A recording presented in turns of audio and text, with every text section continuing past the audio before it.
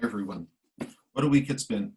And this week I turned to the great Bible scholar Tikva Frymer-Kensky, as I did a couple of weeks ago, but this time to her book, Reading the Women of the Bible.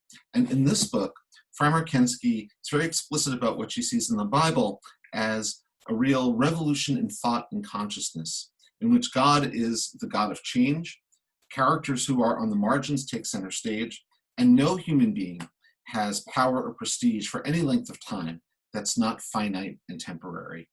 And the question on my mind as I approach the stories of the Torah portion this week is about the relationship of self and other. Who is the other, and how do they stand in relation to us, and how do we stand in relation to them? So as we turn to the stories of the Torah portion this week, we have a very rich array of very deep and complex and problematic stories about people and their relationships with each other. And so first, the angels come to Abraham and Sarah and inform Sarah and Abraham that Sarah's going to give birth at 90 years old. And then we turn to the negotiation between Abraham and God over the fate of Sodom and Gomorrah. Those cities are destroyed, and Lot and his two daughters are left as the survivors, and they take it upon themselves to repopulate what they imagine is now a completely depopulated world. And then the scene shifts once again to Abraham and Sarah, and they're about to enter alien territory as they were earlier in the Torah. And they engage in the ruse, again, that was earlier in the Torah, of Sarah posing as Abraham's sister so that she can cohabit with the local king and that they'll emerge stronger and more powerful than before. And then the Torah turns to the two stories that are central to Rosh Hashanah, the story of Hagar and Ishmael, and then the binding of Isaac. But it's the story of Hagar and Ishmael that I really want to focus a little bit more on, because that's the story which, for Tikva Frymer-Kensky, offers this liberatory example of the Bible's revolutionary vision. And so to recall that story, which you may be familiar with, we have a very compromised family situation. When Sarah wasn't able to give birth on her own, she enjoined Abraham to bring Hagar and to have his handmaid and to have a child through her. And technically that child is Sarah's, though it's Hagar's child, and that child is, of course, Ishmael. But from the moment that this transaction took place, there was great discord in the family, and there was great tension and pain. And so now we're at the point where Sarah has a child of her own, and as the story goes, she spotted Ishmael, Abraham's son with Hagar, playing with Isaac. And we don't know what that playing is, but it was some kind of unspecified, unseemly act, at least in Sarah's eyes. And so she enjoins Abraham to banish Hagar and Ishmael from the household, which in that context, in that moment, in that climate, would have meant certain death. Abraham doesn't want to do it. We see this moment of paralysis, but God tells Abraham, Shema b'kolah, listen to her, and he does it. And so the scene shifts to Hagar and Ishmael in the desert.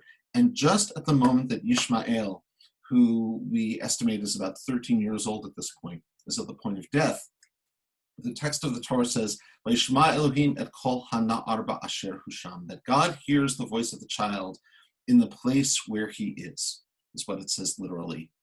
And the rabbis look at that, and they come up with an interpretation to show the absolute nature of divine compassion, that all people are deserving of divine compassion. Ishmael is deserving of divine compassion, even though, in the minds of the rabbis, he and Hagar were justifiably kicked out of the family. Now, one can build on that interpretation. I certainly have over the years, but Frymer-Kensky takes it many, many steps further. And she notes the shift in focus, that Hagar and Ishmael in this story, previously in the story, are unnamed. They're referred to in the third person, not by their proper names. But now they receive that central focus of attention. And what we see play out here, according to Frymer-Kensky, is a foreshadowing what will happen to the descendants of Abraham and Sarah, who will become slaves in Egypt, our spiritual ancestors. And like them, they too are in the desert.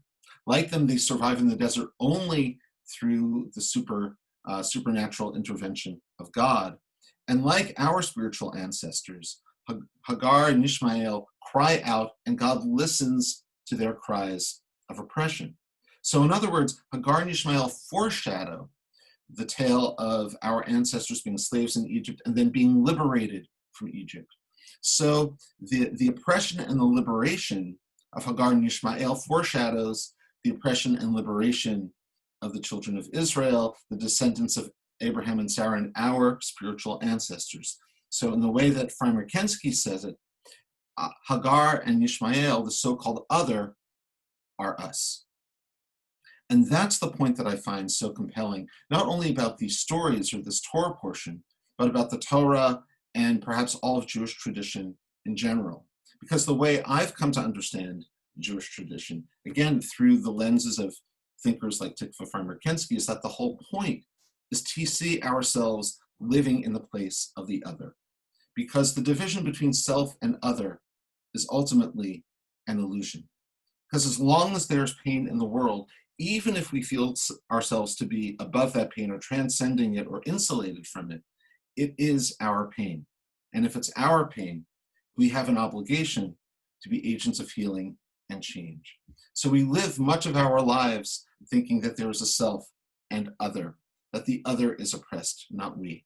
And of course, there are any number of people who are willing to exploit that way of thinking and create even greater divisions. But really, the other is us. We're all bound together in a common humanity, and we're all bound together with an obligation to bring healing and hope to each other. Well, wish you a Shabbat Shalom. Hope you're doing okay and holding up, and that this Shabbat brings you some sense of hope and inspiration and the ability internally and in your community to, in our community, to join together. Shabbat Shalom, everyone.